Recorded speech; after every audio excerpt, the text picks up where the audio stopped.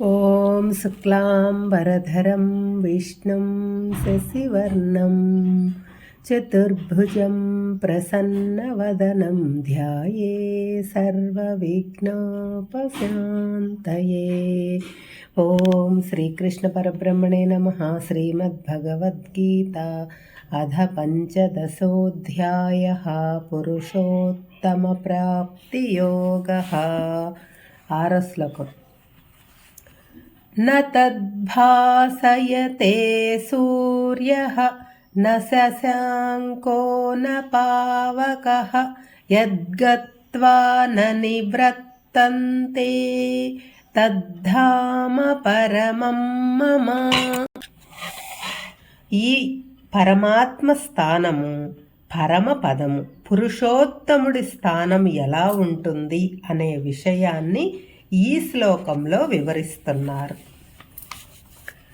సూర్యుడు స్వయం ప్రకాశుడు, తనకు తానే కదా ప్రకాశిస్తుంటాడు. సూర్యుని వెలుగు చంద్రుడి మీద పడి చంద్రుడు ప్రకాశిస్తాడు. కానీ ఈ సూర్యుడికి కూడా ప్రకాశించే శక్తిని ఇచ్చినవాడు పరమాత్మ. సూర్యుని వెలుగులో పరమాత్మ ప్రకాశించడు. పరమాత్మ సంకల్పం వలననే సూర్యుడు ప్రకాశిస్తున్నాడు. ఎందుకంటే సూర్యుడు కూడా టైమ్ అండ్ స్పేస్కు పరిమితం. సూర్యుడి అనంత విశ్వంలో ఈ నక్షత్రం ఆ నక్షత్రం కూడా కొంతకాలం వేడిని వెలుగును విరజిమ్మి కాలక్రమేణా తన వేడిని కాంతిని కోల్పోయి మృతమవుతుంది. అటువంటి మృత నక్షత్రాలు రోదసిలో కోకొల్లలుగా ఉన్నాయని మన ఖగోళ శాస్త్రజ్ఞులు చెబుతున్నారు. ఈ నక్షత్రం నుంచి వెలుగును బట్టి ఆ నక్షత్రం ఎంత దూరంలో ఉందో అంచనా వేస్తారు. కానీ ఆ నక్షత్రం వెలుగు భూమిని చేరుకొని అక్కడ ఒక నక్షత్రం ఉంది అని తెలుసుకునేటప్పటికే ఆ నక్షత్రం కాలం తీరి ఉంటుంది. అంటే సూర్యుడు లాంటి నక్షత్రాలు కూడా కాలమునకు లోబడి ఉంటాయి. కానీ పరమాత్మ కాలాతీతుడు. అందుకే ఈ శ్లోకంలో పరమాత్మ సూర్యుని వలన కానీ చంద్రుని వలన కానీ ప్రకాశింపబడడు అని చెప్పబడింది.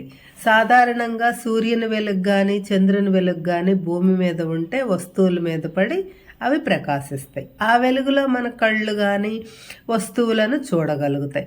అలాగే భూమి మీద వెలుగుని ఇచ్చేది అగ్ని. అది దీపం రూపంలో కాంతులు వెదజల్లితే ఆ వెలుగులో మనం అన్ని వస్తువులను చీకట్లో కూడా చూడగలం. అందుకే మనం సూర్యుడు చంద్రుడు లేని రాత్రిపూట కటిక చీకట్లో దీపం వెలుగు కూడా లేకుండా ఏమీ చూడలేం. కానీ కళ్ళు మూసుకుంటే మనస్సుతో అన్నీ చూడగలం. ఎలాగంటే అక్కడ పరమాత్మ వెలుగు ఉంటుంది కాబట్టి. దానినే జ్ఞాన నేత్రము అంటారు. ఆ జ్ఞాన నేత్రం వెలుగులో మనం పరమాత్మను దర్శించగలం. వేరే ఏ విధంగాను అంటే సూర్యుడు చంద్రుని అగ్ని యొక్క వెలుగులో మనం ప్రాపంచిక పదార్థాలను చూసినట్టు పరమాత్మను చూడలేం. కేవలం జ్ఞానజ్యోతి సాయంతోనే పరమపదాన్ని చేరుకోవాలి. ఆ పరమపదమే పరమాత్మ స్థానము. అక్కడ ఒకసారి వెళితే మరలా తిరిగి రారు. అటువంటి పరమపదమును చేరుకోవటానికి ప్రతివారు ప్రయత్నం చెయ్యాలి అని కృష్ణుడు బోధిస్తున్నాడు. ఇక్కడితో పరమాత్మ స్వరూప వర్ణన పూర్తి అయింది. ఇక్కడి నుంచి మరొక కొత్త విషయం మొదలు పెడుతున్నాడు వ్యాసుడు. ఈ శ్లోకం నుంచి చూసేవాడు అంటే జీవాత్మ చూడబడేది అంటే ప్రకృతి రెండు ఆ పరమాత్మ స్వరూపాలే అని బోధిస్తున్నాడు. 7వ శ్లోకం. మమైవాంసో జీవలోకే జీవభూతః సనాతనః మనఃషష్ఠాణీంద్రియాణి ప్రకృతిస్థాని కర్షతి. ఓ అర్జున, ఆది అంతము లేని సనాతనమైన నా అంశయే జీవలోకమందు జీవుడిగా బయట ఉన్న ప్రకృతిని తన మనస్సు మొదలగు ఇంద్రియములతో ఆకర్షిస్తూ ఉంది. ఈ శ్లోకంలో మమైవాంశ అనే పదం వాడారు వ్యాసుల వారు. అంటే పరమాత్మ అంశ అని అర్థం. ఇక్కడ అంశ అంటే పరమాత్మలో ఒక ముక్క అని కాదు. పరమాత్మ అంటే అఖండ చైతన్య విశ్వ చైతన్యం. సూర్యుడు ఆకాశంలో వెలుగుతున్నాడు. మన ఇంట్లో గది చీకటిగా ఉంది. మనం ఒక అద్దం తీసుకుని సూర్యుడు ఎదురుగా పెడితే సూర్యుడు ఆ అద్దంలో నుంచి ప్రతిఫలించి సూర్యుని కాంతి గదిలోకి గోడ మీద పడి గది అంతా వెలుగుతో నిండిపోతుంది. అద్దం పగిలిపోగానే ఆ కాంతి పోతుంది. పరమాత్మ యొక్క అఖండ చైతన్యం యొక్క ప్రతిబింబమే మనలో వెలిగే ఆత్మ చైతన్యం.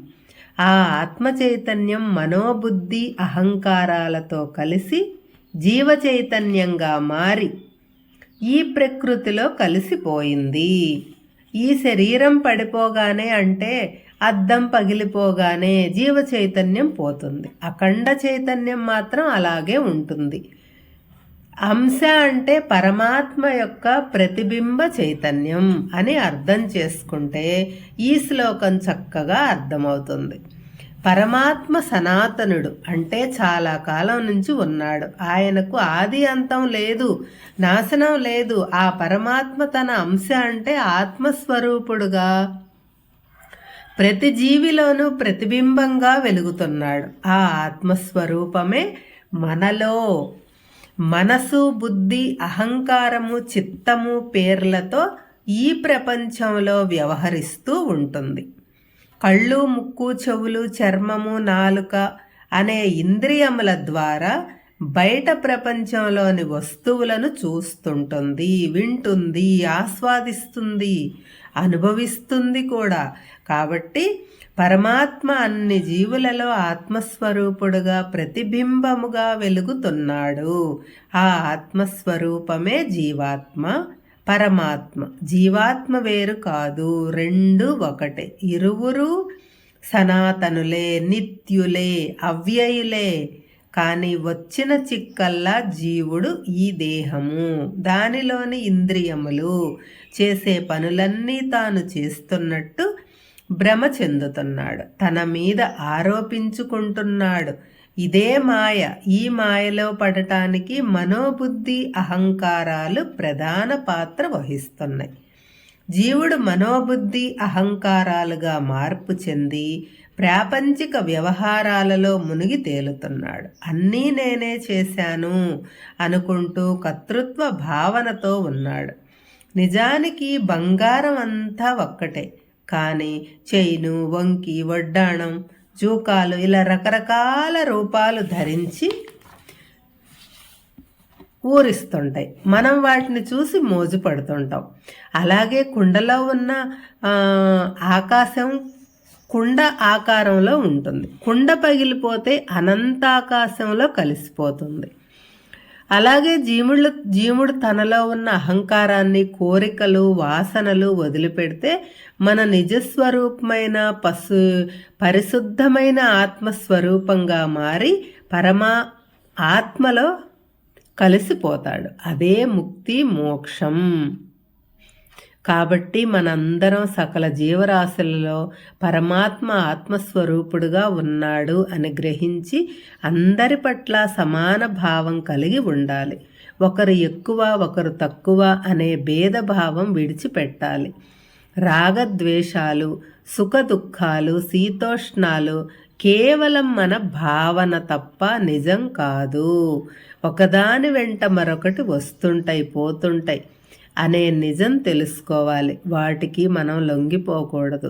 తన నిజస్వరూపం పరమాత్మ కాబట్టి పరమాత్మ ధ్యానంలో నిమగ్నమై ఉండాలి. అహంకారం వదిలిపెట్టాలి. మనస్సును ఆత్మయందు ఉంచాలి. అప్పుడు అపరిమితమైన ఆనందాన్ని, శాంతిని పొందుతాడు. హైదరాబాద్ నుంచి అమెరికా వెళ్ళిన తిరిగి హైదరాబాద్ ఎలా తిరిగొస్తాడో, ఆ పరమాత్మ నుంచి వచ్చిన మనందరం మరలా ఆ పరమాత్మను చేరుకోవటానికి నిరంతరం ప్రయత్నం చేయాలి. అమెరికాలో ఉండే సుఖాలను, అందాలను అనుభవిస్తూ మనం ఎక్కడి నుంచి వచ్చామో అది మర్చిపోకూడదు. అమెరికాలో మనం ఉండాల్సిన సమయం పూర్తి కాగానే గెంటేస్తారు. అలాగే ఈ శరీరంలో మనం ఉండాల్సిన కాలం పూర్తి కాగానే ఈ శరీరం మనలను గెంటేస్తుంది. ఆ గెంటెంచుకునే లోపల మనం పరమాత్మను చేరుకునే ఏర్పాటు చేసుకోవాలి. అమెరికా వెళ్ళగానే తిరుగు ప్రయాణానికి టికెట్ బుక్ చేసుకున్నట్టు పుట్టినప్పటి నుంచి మనం పరమాత్మ ఉండే పరమపదానికి తిరుగు ప్రయాణానికి ప్రయత్నాలు ప్రారంభించాలి. హరే కృష్ణ.